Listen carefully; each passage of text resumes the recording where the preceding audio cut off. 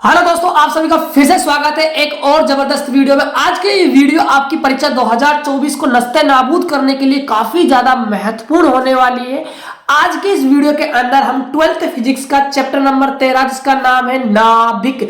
जी हाँ बच्चों, आज हम नाभिक चैप्टर के 5 वर्षों में पूछे गए न्यूमेरिकल क्वेश्चनों का खात्मा करने वाले हैं। ये वीडियो इसलिए काफी ज्यादा इंपॉर्टेंट हो जाती है क्योंकि बच्चों 5 वर्षों के यदि आपने न्यूमेरिकल क्वेश्चन आप कर लेते हो तो उससे बाहर आपके एग्जाम में कुछ भी नहीं जाएगा। ये वीडियो बच्चों आपको टॉपर बना देगी।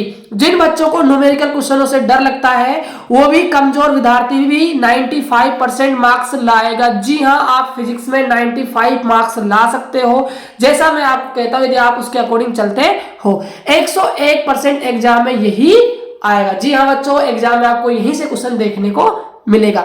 यदि आप चैनल पहली बार विजिट किए हो तो चैनल को सब्सक्राइब कर लीजिए, वीडियो को लाइक कर लीजिए। डिस्क्रिप्शन बॉक्स में व्हाट्सएप ग्रुप का लिंक दिया है, ग्रुप को भी ज्वाइन कर लीजिएगा क्योंकि वहां पर यदि आपको नोट्स चाहिए किसी भी चैप्टर के तो आपको फ्री में नोट्स मिल जाएंगे। तो वीडियो को यार स्टार्ट करते हैं। देखिए आज का पहला क्वेश्चन क्या है। दो विभिन्न नाभिकों की द्रव्यमान संख्याएं 3 व 81 है, तो उनकी त्रिज्याओं का अनुपात ज्ञात करो। जी हाँ, देखो इस क्वेश्चन को आपको कैसे करना है, तरीका देख लीजिए बच्चों। बोर्ड में आपको कैसे लिखना है, सबसे पहले लिखोगे आप आंसर फर्स्ट। पहले का आंसर लिख रहे हो, यहां लिख रहा है आपको गिवन डाटा। क्या डाटा आपको दिया हुआ है? आपको द्रव्यमान संख्याएं दी हुई है। पहले नाभिक की द्रव्यमान संख्या A1 मान लीजिए, कितनी है 3। दूसरे की आप A2 मान लीजिए, कितनी है 81। त्रिज्या अनुपात पूछ रहा है, यानी कि R1 बटे में आपसे R2 पूछा जा रहा है।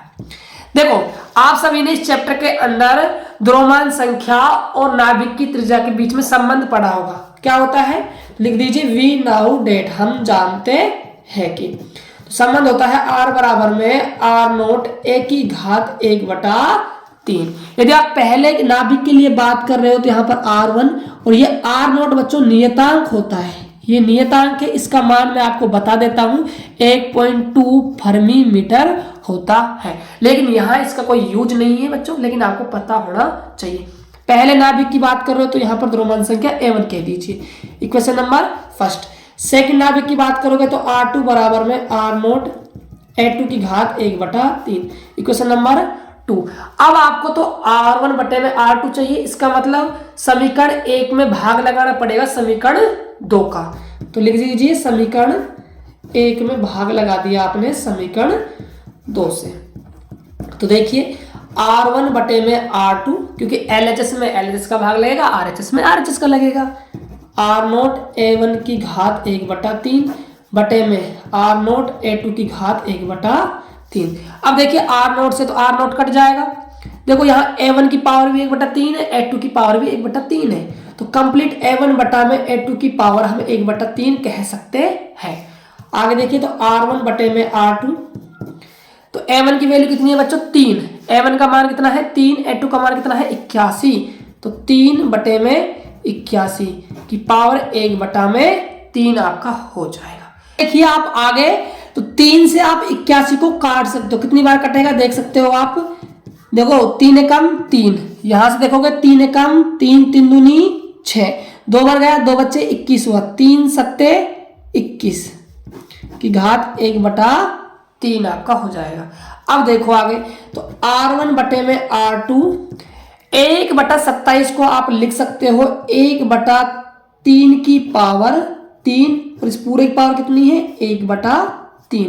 भाई ऐसा आप क्यों लिख सकते हो, देखो 1 की पावर 3 का मतलब 1 हुआ, 3 की पावर 3 का मतलब क्या होता है 27। तो यहां से 3 से क्या कट जाएगा आपका 3 कट जाएगा, क्योंकि घात के ऊपर घात होती है तो घातें आपस में गुणा हो जाती है। तो यहां से आपका आएगा 1/3, मतलब R1 बटे में जो R2 का अनुपात है वो 1 आपका 3 हो जाएगा। ये इसका राइट आंसर हो जाएगा। अब देखते हैं अगला क्वेश्चन क्या है।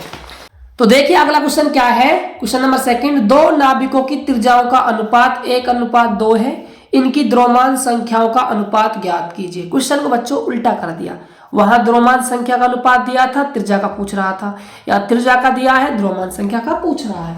तो देखिए इसको आप कैसे करोगे। तो सबसे पहले आपको लिखना है आंसर सेकंड। तो पहले की त्रिज्या मान लीजिए आप R1 1, दूसरे कितनी है 2, द्रव्यमान संख्या का अनुपात पूछ रहा है, मतलब A1 बटे में आपसे A2 पूछा जा रहा है। तो रिलेशन क्या होता है, लिख दीजिए V नाउ डेट।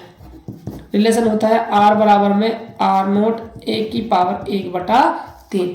पहले वाले नाभिक की बात कर रहे हो तो R1 बराबर में R0 A1 की घात 1/3। सेकेंड वाले नाभिक की बात कर रहे हो तो R0 A2 की पावर 1/3। इसको इक्वेशन 1 कह दीजिए, इसको इक्वेशन 2 कह दीजिए।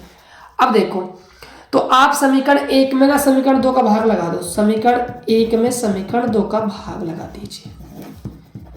अब देखो यहाँ पर आपका R1 बटे में R2 बराबर में R0 से R0 कट जाएगा, यहाँ A1 बटे में A2 की कंप्लीट की घात कितनी आ जाएगी, 1/3।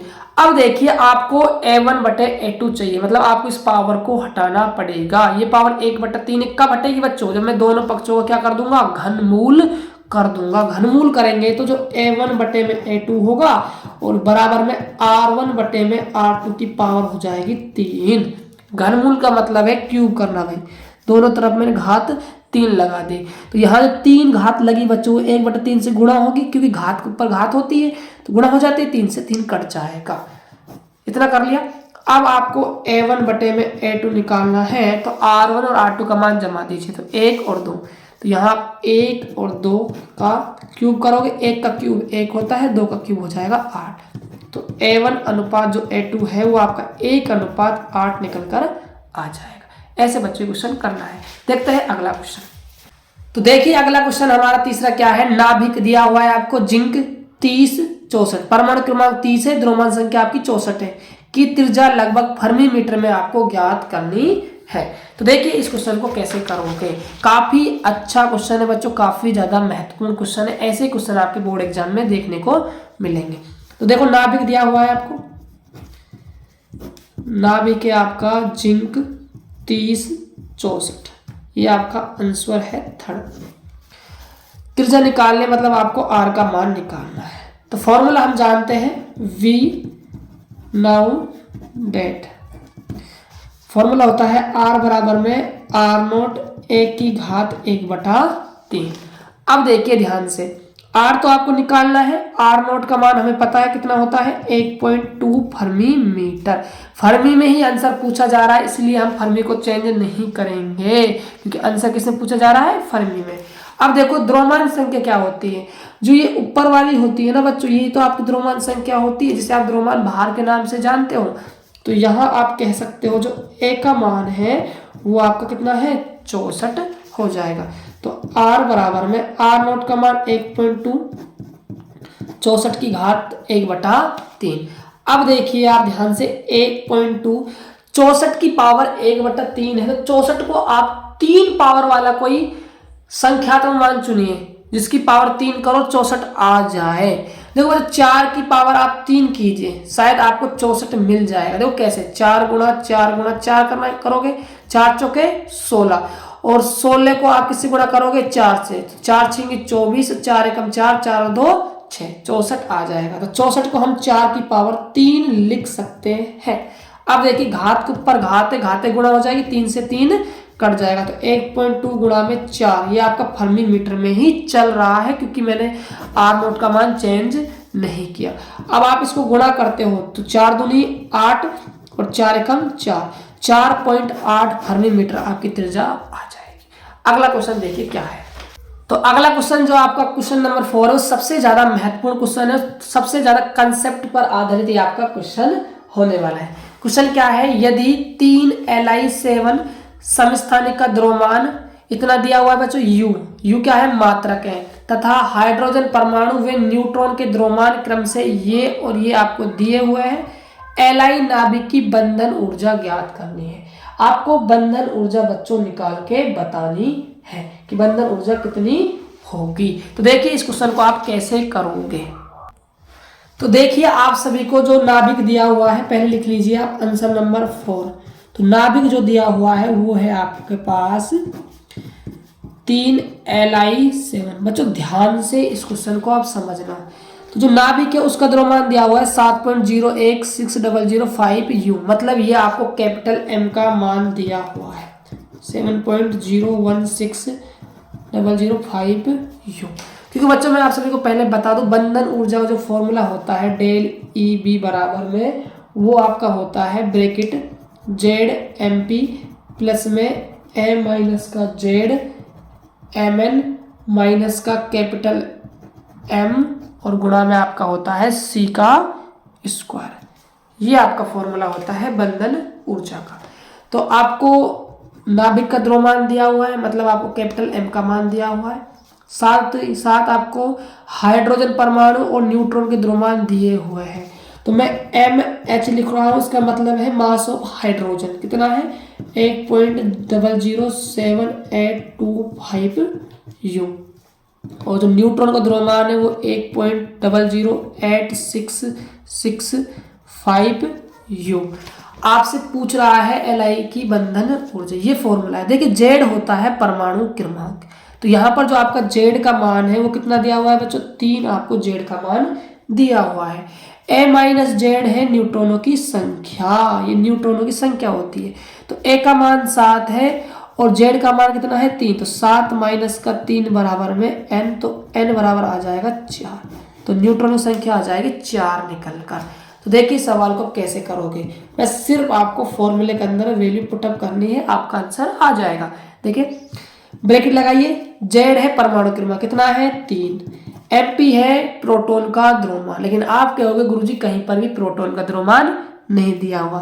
लेकिन बच्चों इस पर थोड़ा गौर कीजिए, ये मास ऑफ हाइड्रोजन है, मतलब हाइड्रोजन का द्रव्यमान है, और आप सभी जानते हो हाइड्रोजन के अंदर एक प्रोटॉन होता है और एक ही न्यूट्रॉन होता है। इसका मतलब ये आपको प्रोटॉन का द्रव्यमान ही दिया हुआ है। तो गुणा कर दीजिए 1.00785 U प्लस ए माइनस जेड का मान निकल कर आया कितना 4, तो 4 से गुणा कर दीजिए एम एन मतलब न्यूट्रॉन के द्रव्यमान को 1.00865 माइनस एम है कैपिटल आपका नाभिक का द्रव्यमान, ये दिया हुआ है आपको 7.016005 U और बाहर है बच्चों सी का स्क्वायर, सी है प्रकाश की चाल। हालांकि आप सी का मान भी जमा सकते हो, लेकिन मैं तो आपको एक ही सलाह दूंगा बच्चों, सी का मान कभी भी जीवन में मत जमा लो, नहीं तो आप फंस जाओगे। देखो शॉर्टकट मेरे पास है बच्चों जो आपको काफी पसंद भी आएगा। देखो यहाँ भी यू है, यहाँ भी यू है, यहाँ भी आपका पास यू है, तो सब के अंदर से आप यू को एक बार कॉमन ले लीजिए। तो यू को आप कॉमन लोगे तो 3 सिर्फ इससे गुणा होगा, 4 इससे गुणा होने वाला है। देखो बच्चों आप इसको गुणा करते हो 3 से तो आपका आएगा 3.02347 गुणा कर लीजिएगा बच्चों। गुणा मैंने कर रखा है, यदि मैं करके दिखाऊंगा तो वीडियो काफी ज्यादा लंबा बन जाएगा, इसीलिए मैं नहीं कर रहा। अब देखो आगे, अब आपके पास 4 को इससे आप मल्टीप्लाई करते हो तो ये आपको देगा 4.03466 और आपको इसमें से लेस करना है बच्चों माइनस का 7.0165 और यू बाहर आएगा तो बाहर हो जाएगा यूसी का स्क्वायर। देखो यूसी, एक यूसी स्क्वायर की वैल्यू होती है 931 मेगा इलेक्ट्रॉन वोल्ट, इस बात को आप ध्यान में रख लीजिएगा। ये बच्चों एक शॉर्टकट मेथड है करने का और ये बिल्कुल सही है, ये आपकी बुक में भी दिया हुआ है, ऐसा नहीं कि मैंने कहीं से बना दिया है ना, ठीक है। अब देखो जब आप इनको प्लस करते हो इसमें से लेस करते हो तो ये आपको मिलता है 0.04213 गुणा में 931, इतना बच्चों आपको मिल जाएगा। और जब आप इसको इससे गुणा करते हो बच्चों तो आपका जो आंसर आने वाला है, आपका आंसर जो आएगा बच्चों 039.2503 मेगा इलेक्ट्रॉन वोल्ट आपकी एनर्जी निकल कर आ जाएगी। बच्चों गुणा प्लस आप कर लीजिएगा, मैंने कर रखा था इसलिए मैंने आपको डायरेक्ट बता दिया। देखते हैं अगला क्वेश्चन क्या है। अगला क्वेश्चन है 9 ऑक्सीजन 16 की बंधन ऊर्जा 127.5 मेगा इलेक्ट्रॉन वोल्ट है, तो इसकी बंधन ऊर्जा प्रति न्यूक्लियन का आपको मान निकाल के बताना है। तो देखिए कैसे करना है, आपको क्या दिया हुआ है, पहले को गिवन डाटा आपको दी हुई बंधन ऊर्जा मतलब आपको डेल ईबी का मान दिया हुआ है 127.5 मेगा इलेक्ट्रॉन वोल्ट, प्रति न्यूक्लियन बंधन ऊर्जा निकालनी मतलब आपको डेल ईबीएन का मान आपको निकालना है। देखो बच्चों फॉर्मूला होता है प्रति न्यूक्लियन बंधन ऊर्जा का डेल ईबीएन बराबर में डेल ईबी बटे में द्रव्यमान संख्या, तो इसकी वैल्यू है 127.5 ए है द्रव्यमान संख्या, तो द्रव्यमान संख्या कितनी है यहाँ पर 16। जब आप 127.5 में 16 का डिवाइड करते हो तो ये आपके पास आएगा 7.97 मेगा इलेक्ट्रॉन वोल्ट, जिसे आप लगभग 8 मेगा इलेक्ट्रॉन भी मान सकते हो। तो बच्चों ऐसे ये क्वेश्चन आपके होंगे। 5 क्वेश्चन मैंने आपको करवाए जो काफी ज्यादा महत्वपूर्ण है। यदि आप इन क्वेश्चनों को कर लेते हो बच्चों तो इनके अंदर से एक भी क्वेश्चन बाहर नहीं जाएगा, ये मैं आपको दावे से कह सकता हूं, क्योंकि बच्चों मैंने आपको 5 वर्षों में पूछे गए न्यूमेरिकल क्वेश्चनों को समाप्त कर दिया। आई होप कि आपको ये वीडियो काफी ज्यादा पसंद आया होगा और ऐसे ही आप पढ़ते रहिए बच्चों लगातार। वीडियो अच्छा लगा हो तो चैनल को सब्सक्राइब कर दीजिएगा, बेल आइकन को प्रेस कर लीजिए ताकि आने वाली वीडियो की नोटिफिकेशन आ सके। साथ साथ डिस्क्रिप्शन बॉक्स में व्हाट्सएप ग्रुप लिंक दिया है, ग्रुप को भी ज्वाइन कर लीजिएगा। तो मिलते हैं नेक्स्ट वीडियो में, तब तक के लिए जय हिंद जय भारत।